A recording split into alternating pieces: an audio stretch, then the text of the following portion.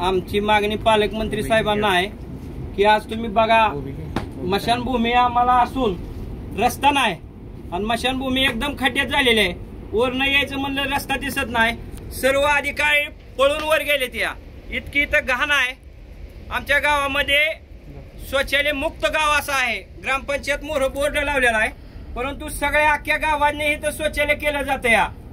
परंतु आज हे एवढे मेल्यावर स्वर्ग दिसावं म्हणते ते, पण इथं मेल्यावर नरक मिळतो या. म्हणून आमची विनंती आहे, एवढं भीमा नदी आमच्या गावाच्या कडेला आमचं भाग्य एवढं की गावाच्या कडेला नदी आहे, त्याच्या कडेला स्मशानभूमी आहे.